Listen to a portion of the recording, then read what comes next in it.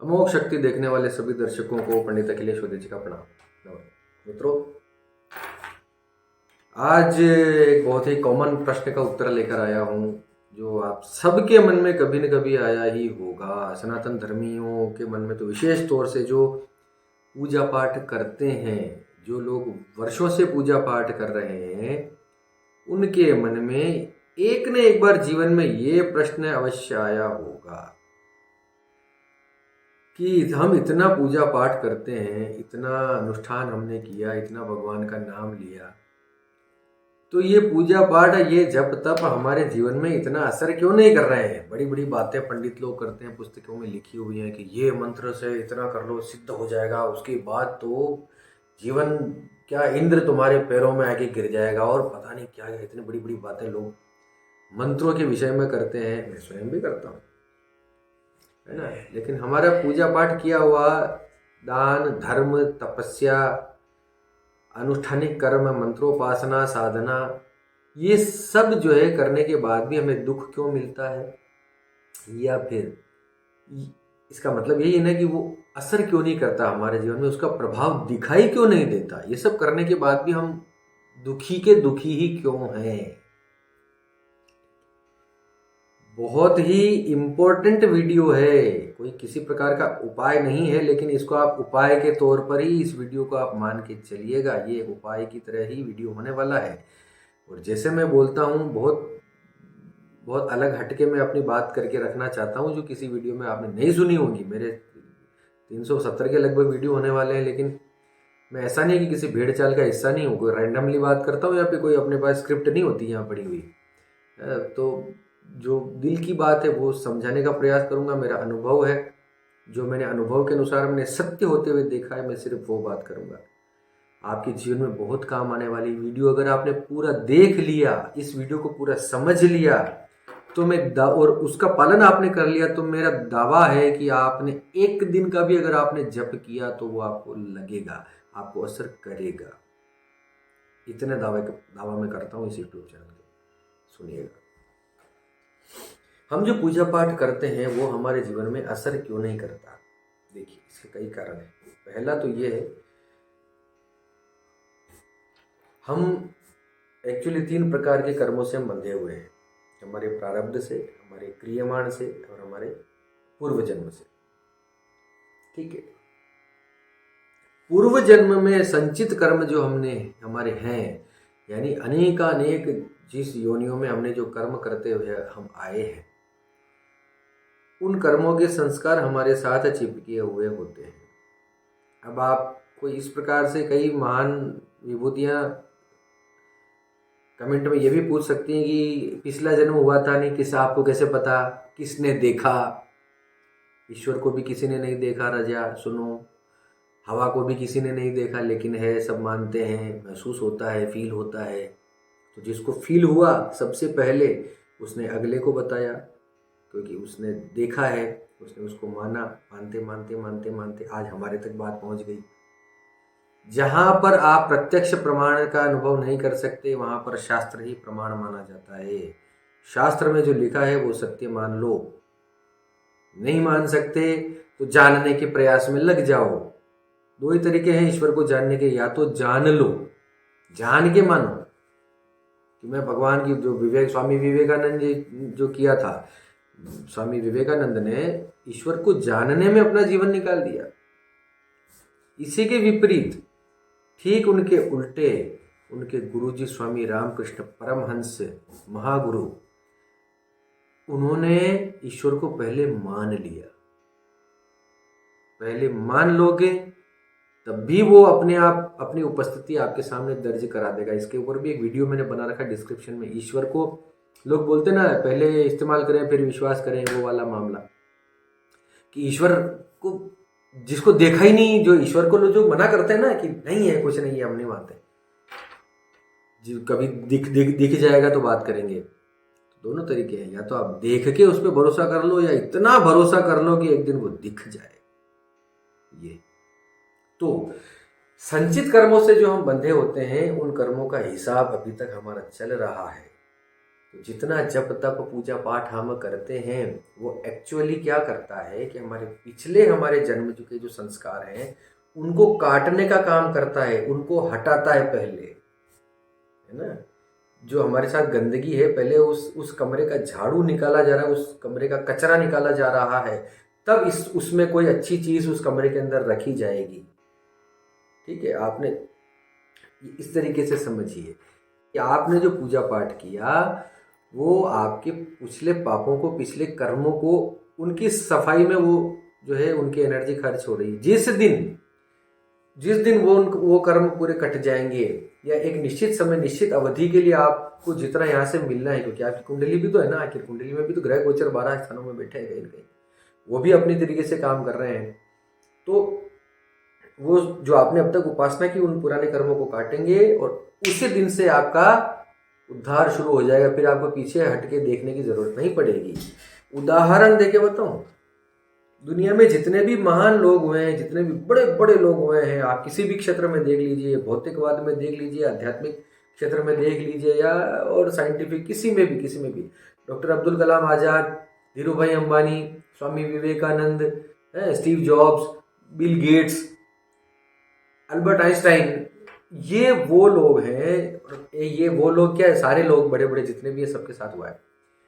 कोई अपने हाथ में चांदी का चम्मच लेके पैदा नहीं हुआ था इक्का दुक्का हम उसको छोड़ दें। तो सबने स्ट्रगल किया है, सबने संघर्ष किया है, अपने काम के प्रति लगन रखी है। उनकी पूजा पाठ उपासना अलग तरीके से रही होगी, वो एक अलग बात है।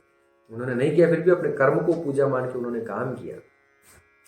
वो सोच लेते कि कुछ भी नहीं हो रहा है, छोड़ो, मैं तो पेट्रोल ही भरूंगा, मेरा कुछ हो नहीं सकता, ये जीवन तो ऐसे ही चलने वाला है, इतना मेहनत करता हूँ फिर भी मेरा कुछ हो नहीं रहा।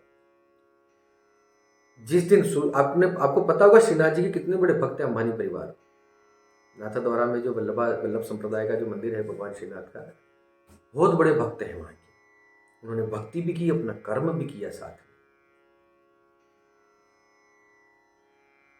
एक दिन ऐसा आया कि उनके पुराने संस्कार, पिछले जन्मों के संस्कार उस तपस्या से, उस कर्म साधना से कट गए और फिर हम धीरू भाई अंबानी द अंबानीज के जो है संस्थापक हो गए, जो अभी सब जानते हैं, कोई उसमें कोई संशय वाली बात है नहीं। स्टीव जॉब्स के कर्म उस दिन कट गए जिस दिन वो नीम करोली बाबा के पास जाके उनके चरणों में जाके गिर गए, कट गए।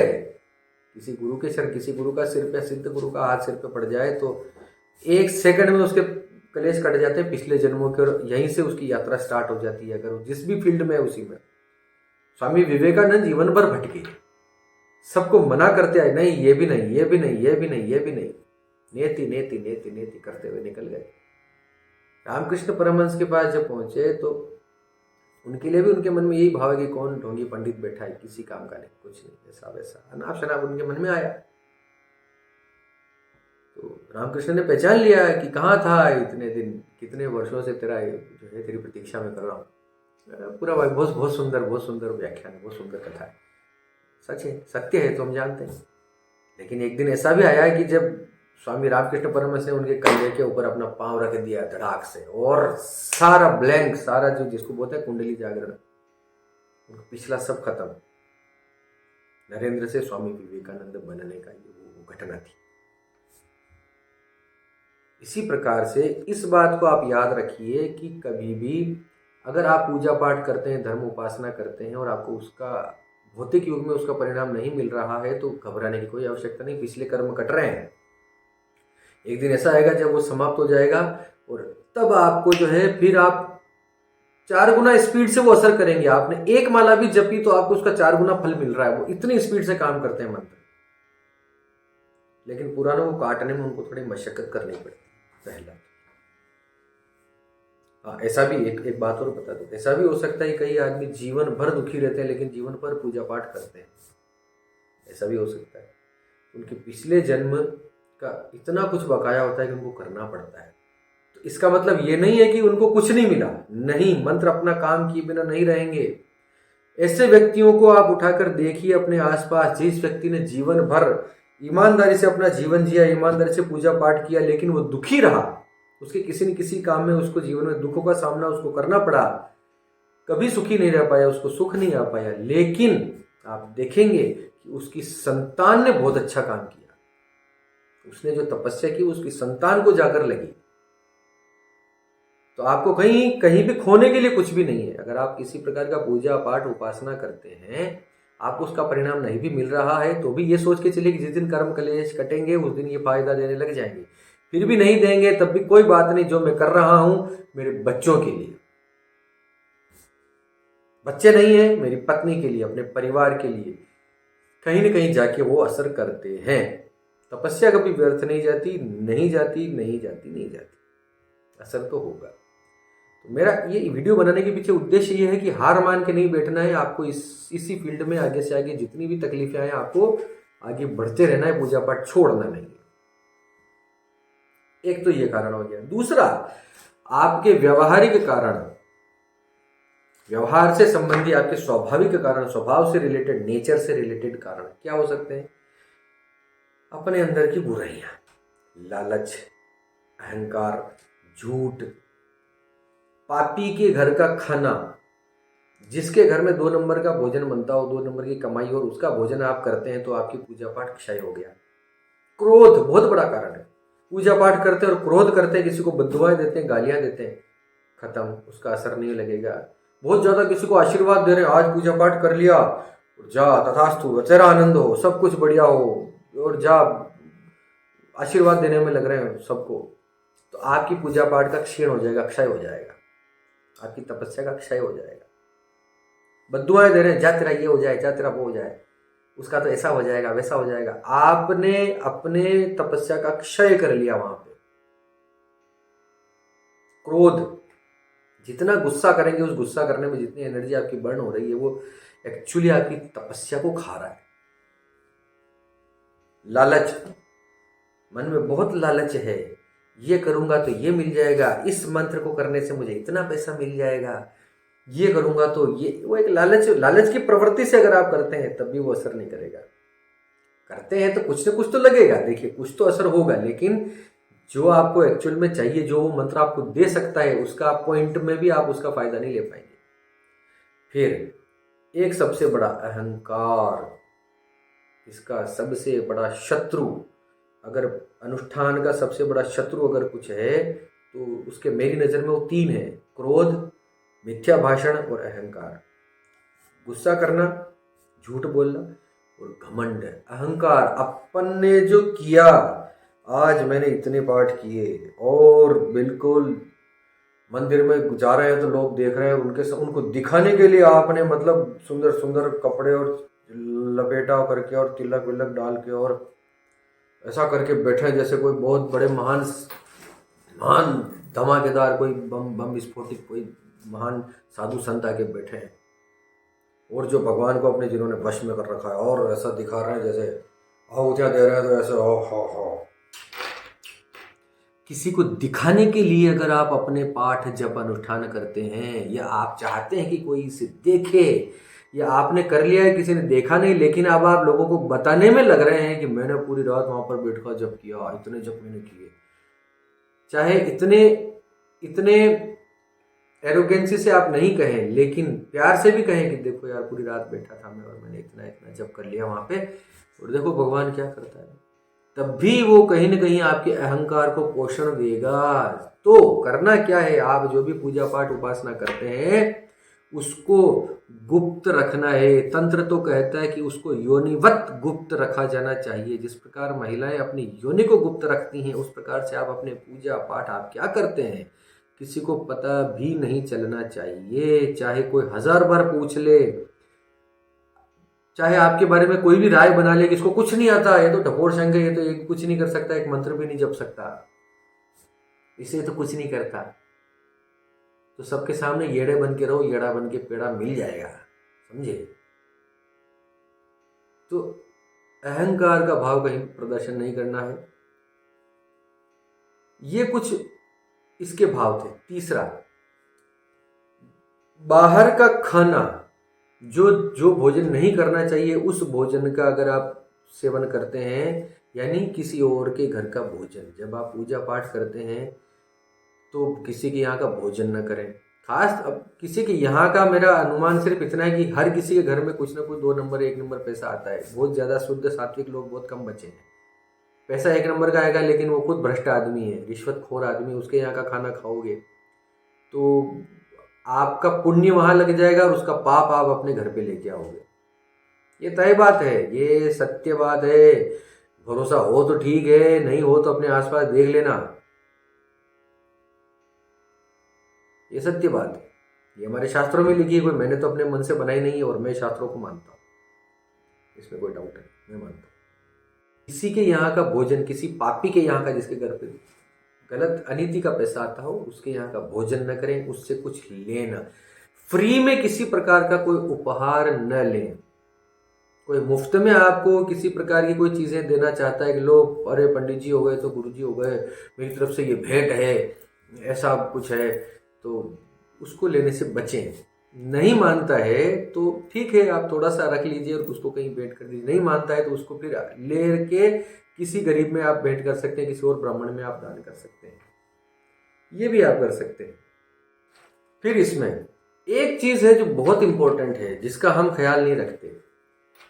किसी का दिल दुखा कर, अगर आप किसी की बद्दुआ लेते हैं, किसी का दिल आप दुखाते हैं, तब भी आपके पूजा पाठ आपको असर नहीं करेंगे। आप बहुत पूजा पाठ करते हैं, सात्विक जीवन जीते हैं, लेकिन किसी भी स्वार्थवश या ईर्ष्यावश या इस प्रकार से किसी का दिल आपने दुखाया, जो आपसे कमजोर है, जो आपको बोल नहीं सकता, अगर आपको उसने बोल दिया तब तो इतना असर नहीं होएगा। लेकिन अगर उसने बोला नहीं, उसने मन में अपने बात बचा ली, या वो भी पूजा पाठ करता है उधर, तो फिर आपके पूजा पाठ आपको असर नहीं करने वाले। आपका मंत्र जपा हुआ आपको असर नहीं करेगा, आपको प्रभाव नहीं करेगा। आपके जीवन में दुख पीड़ाएं चलती रहेंगी। आप ढूंढते रह जाएंगे कि ये इतना जपने के बाद भी मेरे साथ इतनी समस्याएं क्यों आ रही हैं। क्यों?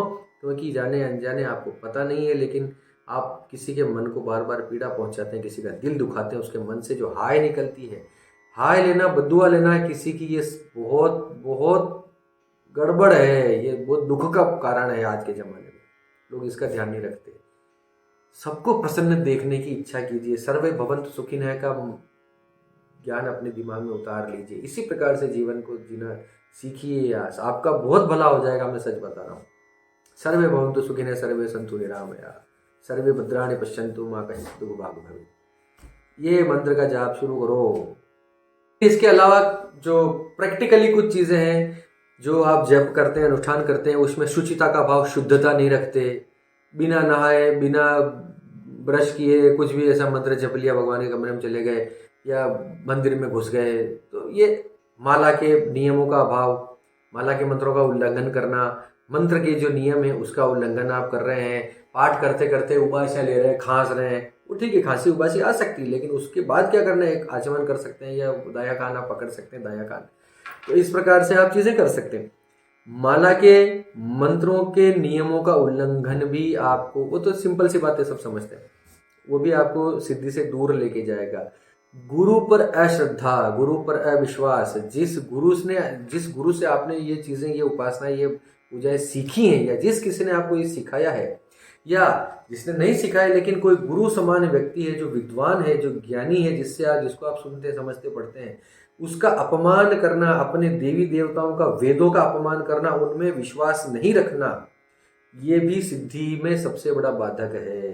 ये बात आप लिख लीजिए, इसको दिमाग में अंडरलाइन करके बोल्ड अक्षरों में आप लिख लीजिए इस बात को, कि जो उपाय आप कर रहे हैं, जो मंत्र आप कर रहे हैं, उसी मंत्र पे श्रद्धा नहीं है, उस मंत्र के बताने वाले पे श्रद्धा नहीं है, उस मंत्र के बताने वाले शास्त्र पे आपकी श्रद्धा विश्वास नहीं है, उस मंत्र के देवता पे आपका विश्वास नहीं है, तो ये आपके किसी काम का नहीं है। आप छोड़ दीजिए, उसी वक्त छोड़ दीजिए, आपको असर नहीं करने वाला।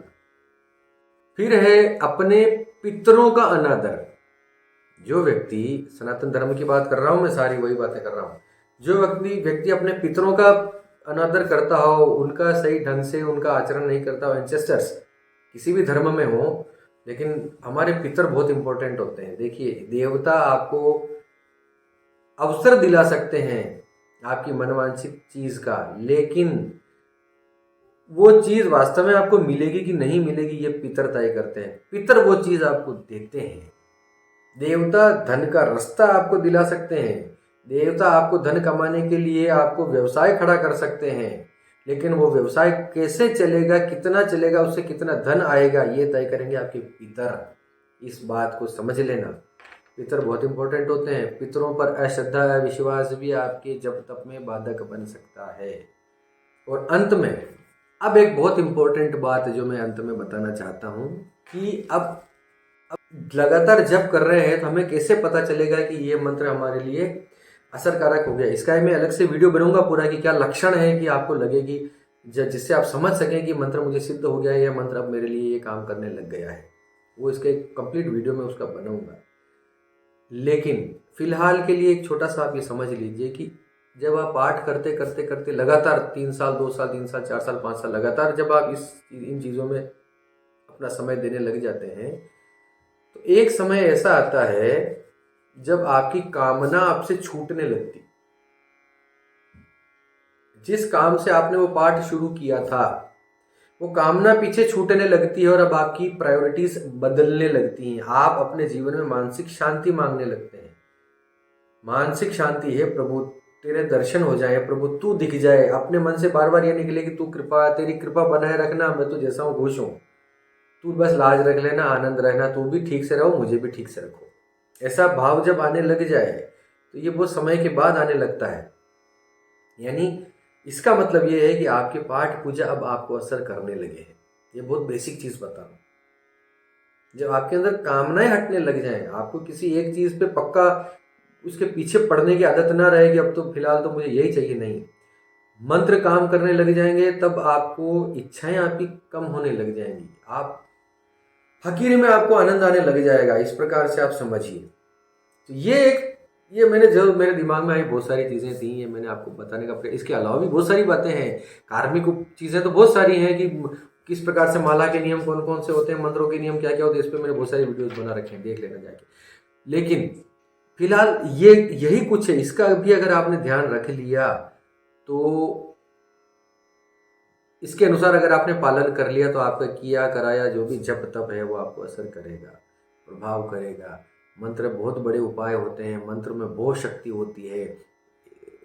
इस दुनिया में आइए, शुरू कीजिए, स्टार्ट कीजिए। मंत्रों का मतलब ये नहीं कि आपको कोई प्रकांड आपने 1.25 लाख मंत्रों का जप ले ले, नहीं। जो भी आप पाठ करते हैं, हनुमान चालीसा भी मंत्र है, वो मंत्र का ही एक रूप है। स्तोत्र है, चालीसा है, पाठ है, कोई स्तोत्र हो, लेकिन वो भी मंत्रात्मक ही है सारी चीज़ें। तो इस दुनिया में आइए, थोड़ा अध्यात्म से, धर्म से जुड़िए, ये आपको बहुत फायदा देगा। इष्ट की उपासना आपको बहुत लाभदायक सिद्ध होगी। इसी के साथ वीडियो में दी गई जानकारी आपको अच्छी लगी हो, आपको जेन्युइन लगी हो, ऑथेंटिक लगी हो, तो इस वीडियो को लाइक कीजिए, सब्सक्राइब कीजिए चैनल को। जितना हो सके अपने व्हाट्सएप ग्रुप्स में, अपने दोस्तों में, यारों में, अपने फैमिलीज़ में इसको इन लिंक्स को, हमारे चैनल, हमारे वीडियोस के लिंक को आप प्लीज़ थोड़ा शेयर कीजिए। यूट्यूब तो रीच हमें दे नहीं रहा, पता नहीं क्या चक्कर हो रहा है, समझ 370 वीडियो हो चुके हैं, लेकिन ये यूट्यूब से रीच नहीं मिल रही ज़्यादा। रीच मिलने का मतलब बहुत पैसा कमाना नहीं है। इस वीडियो से, इस चैनल से मैं पैसा नहीं कमाता हूँ। इस चैनल से मुझे 370 वीडियो मैंने बना लिया, मैं पैसा नहीं कमा रहा हूँ इससे, बहुत ठीक है ना। लेकिन मेरा उद्देश्य ये है कि लोग बाग फ्रॉड से बचें। इस धर्म के नाम पर जो धंधे हो रहे हैं उनसे बचकर सीधे सीधे मार्ग पर चलने का प्रयास करें, जो लंबे समय तक फायदा देगा, लंबे समय तक आपको लाभ देगा, जो वास्तव में जो आपको लाभ देगा, उस रास्ते पे मैं लोगों को लाना चाहता हूँ। इसलिए अपना उद्देश्य सिर्फ इतना है कि लोगों को ज़्यादा से ज़्यादा लोगों के पास ये जानकारी पहुँचे। तो आप भी वीडियो को शेयर कीजिए, हो सकता है किसी के काम आ जाए कोई चीज़, आपको भी उसका पुण्य प्रताप मिल जाए। तो बस इतना ही है। अब इसी के साथ आप सबके मंगल की कामना करता हुआ मैं पंडित अखिलेश चौधरी आपसे विदा लेता हूँ। धन्यवाद। सर्वे भवन्तु सुखिनः।